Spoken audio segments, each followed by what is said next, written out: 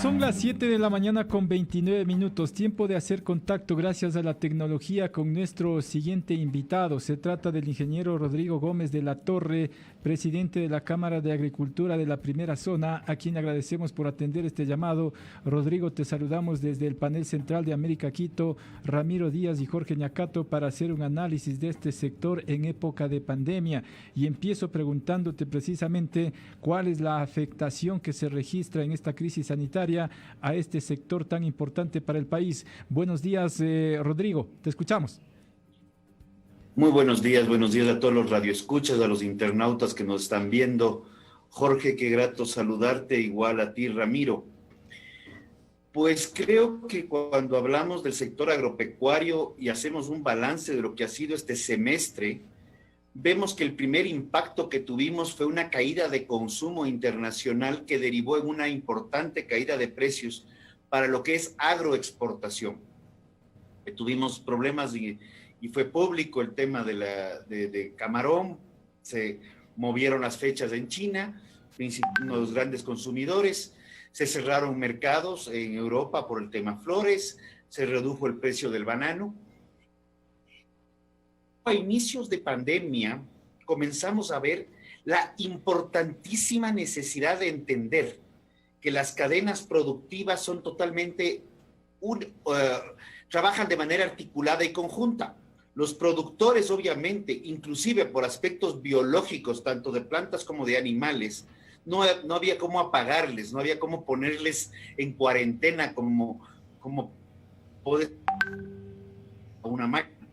Entonces los procesos biológicos continuaron, pero sí comenzamos a ver de inicio problemas de logística, por ejemplo, cómo llegar a los mercados, el cierre de San Roque, el cierre de mercado mayorista, la Ofelia, tuvieron ciertos impactos porque la producción no solamente es un tema de producir, se produce, se transporta, se comercializa, porque nuestro fundamento no es dar de comer tanto a la población ecuatoriana como a los productos de agroexportación, a la población mundial.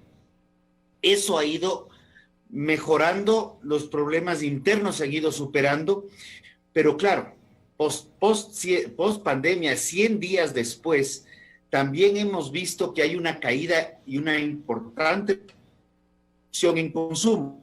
Seamos francos, hemos hablado del tema laboral por años, se ha planteado la necesidad urgente de laborales y estas reformas laborales no han llegado, lo que ha derivado más bien, aunque se ha acusado a la fuerza mayor como gran mayoría, no llega a ser el 10% de las desvinculaciones que ya, según datos del IES, superan las 250,000. Rodrigo, pero la cadena alimenticia... Plena pandemia... Rodrigo, si me permites, la cadena alimenticia ha sido la menos golpeada, si se quiere, porque consumo interno al menos es lo que más demanda ha existido, pese a los escasos recursos económicos que se registran en el Ecuador, Rodrigo. A ver, creo que nos hemos dado cuenta que primero no podemos dejar de comer, y esto lo hemos conversado varias veces, podemos hasta andar en terno de baño, por no decir otra cosa, pero dejar de comer es imposible. Pero sí hemos visto problemas serios para llegar a muchos lugares. De ahí salió dar una mano sin dar la mano, salieron algunas iniciativas, tanto públicas como privadas y público-privadas, para acceder a kits de alimentos y entregar a las poblaciones más vulnerables. Pero el que ha sido de las menos afectadas, tal vez considerándolo así, ha sido una población que igual ha sido afectada, porque los costos de producción se han incrementado, la disponibilidad de insumos, si bien sí está permitido, también ha habido inconvenientes, pero claro, el mismo hecho de usar mascarillas, gel desinfectante, tomar acciones totalmente válidas y comprensibles en periodo de pandemia, incrementan costos. En el caso de precios desde el productor hacia el consumidor, no se han incrementado, por el contrario, se han reducido. Y más bien, las cadenas de especulación que al inicio sí primaron, han ido reduciendo con nosotros. Los productos en mercados han caído precios y han caído fundamentalmente por falta de consumo. Eso es importantísimo entender. El otro tema, a mediados de pandemia, se planteó la ley humanitaria. Inicialmente esta ley humanitaria, o llamada ley humanitaria, venía con una serie de contribuciones, de la cual básicamente todos coincidimos, y me incluyo, que eran no necesarias o eran graves, afectar al sector productivo. Está tratando de sostenerse, inclusive con paralización total, en un momento tan complicado. Entró a la Asamblea la ley humanitaria, se debatió muchísimo, se incluyó una contribución que era el famoso artículo 5 a los 5%. Ilegal, porque era por sobre las competencias de la Asamblea, pero también se incluyó una interpretativa al artículo 169, numeral 6 del Código del Trabajo, que habla de fuerza mayor, que ya hay varias demandas de inconstitucionalidad al respecto, y también se incluyó la fijación de precios de la canasta.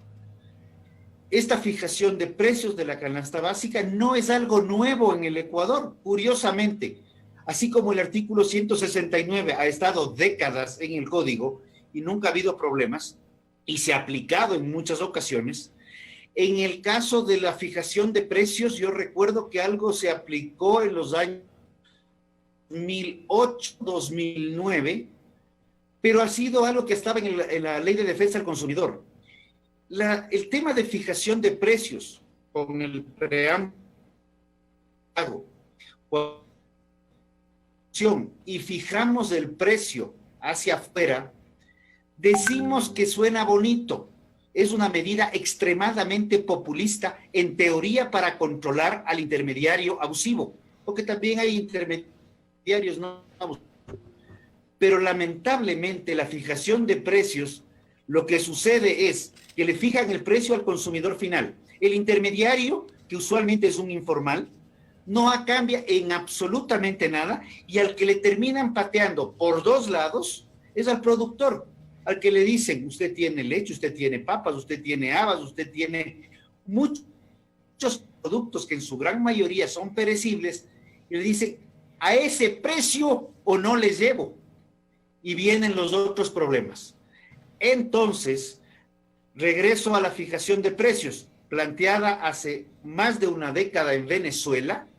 Lo que termina haciendo es, si yo tengo fijado el precio de un producto en particular, y ese producto ya no llega a un precio que me permite no hacer utilidad muchas veces, sostenerme como productor, yo migro a otro producto y dejo esa producción. La fijación de precios es una de las fuentes, si así queremos llamarlo, de destruir la producción primaria con una medida 100% populista que pretende decir al consumidor que todo va a quedar como a él le gusta, cuando es una medida de gobierno para apoyarse en temas políticos en lugar de apoyar a la producción, dejando más bien una cadena mejor regulada, donde todos los actores participen, incluyendo intermediarios, y poder tener algo racional para que llegue un precio justo al consumidor, entendiendo precio justo, donde también haya un costo y precio justo para el productor. Rodrigo, muy buenos días. ¿En qué medida también ha ayudado toda esta campaña de consumir lo nuestro que se ha levantado en el país? Como tú decías, bueno, efectivamente no podemos dejar de comer, ¿no? Pero también hay mucha gente que hoy se ha dedicado al comercio informal, es decir, como intermediarios de los productos alimenticios, y que se han encarecido en varios sitios, ¿no? Del hecho de indicar que están arriesgando inclusive su salud y dejando en la puerta de la casa los productos, pero que han encarecido definitivamente, y eso a lo mejor también ve afectado el sistema productivo que tiene acá nuestro país. Como te decía, definitivamente se han incrementado los costos, sean estos formales o informales. Y recuerdo a inicios de pandemia, habrá sido esto inicios de abril, me llamaban y me decían: tenemos papa, ¿Cómo hacemos que la papa salga del Carchi y llegue a Quito, o mejor aún, que llegue a Guayaquil, donde había ya problemas serios? Me decía, y yo les decía, pero es un tema de movilización. Me dice, Rodrigo, tenemos transportistas que no les importa la plata, no quieren moverse y punto, por riesgo de su salud y de su vida. Se conversó con el Ministerio de Agricultura, no necesariamente tienes que hacer show por cada vez que te reúnes o conversas con alguna autoridad.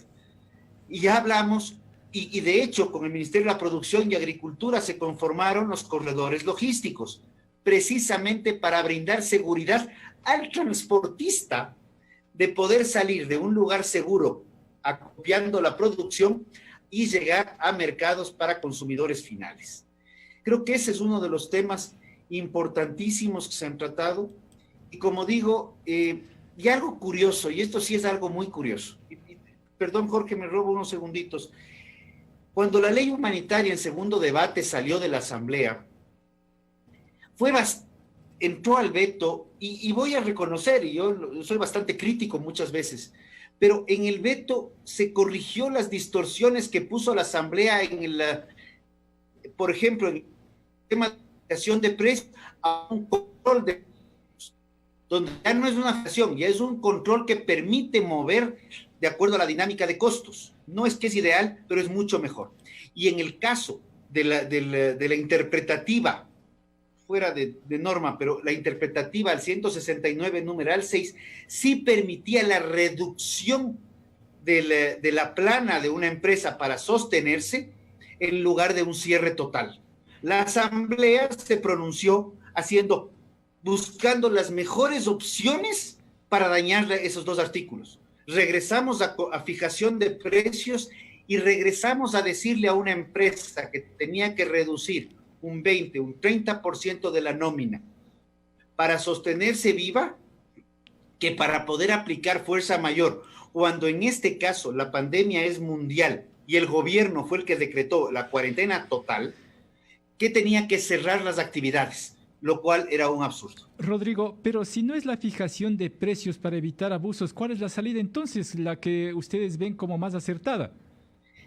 A ver, creo que la fijación, como digo, es un problema. Creo que el control de precios planteado en el veto presidencial no era del todo absurdo. Había abusos de intermediación. Pero yo sí creo, y lo planteé también a inicios de pandemia, había muchos correctivos que tenían que hacerse en materia sanitaria. Por ejemplo, en San Roque, en La Ofelia, en Mayorista, para tomar los ejemplos de Quito, que se han tenido que tomar a la fuerza. Esos mismos casos en procesos de formalización de cadenas agroproductivas y agroalimentarias son necesarios, en donde no es un tema de que el gobierno tenga que registrarlo todo, pero si el intermediario ya le cambiamos el nombre y le ponemos un apoyo logístico para recolectar los productos de los diferentes productores, grandes, medianos, pequeños o micros, y poder acopiarlos y transportarlos a mercados, pues y todos de manera equitativa aportamos en una cadena, ya nadie se va a querer ser el sapo, el vivo, el que yo me meto unos billetes extras. Recordemos lo que era el transporte público con los buses haciendo competencias en las diferentes avenidas de Quito y haciendo carreras a ver cuál captaba un pasajero de más o un pasajero de menos. Es lo mismo. Cuando vas formalizando las cadenas, se van poniendo mucho más equitativos los costos y los precios, donde todos somos parte de un todo y no cada uno pretende trabajar como ente independiente e individual. Es decir, en otras palabras, Rodrigo, a los especuladores les regularizamos. Sí, literalmente, el momento que un especulador comienza a verse observado y comienzan a aparecer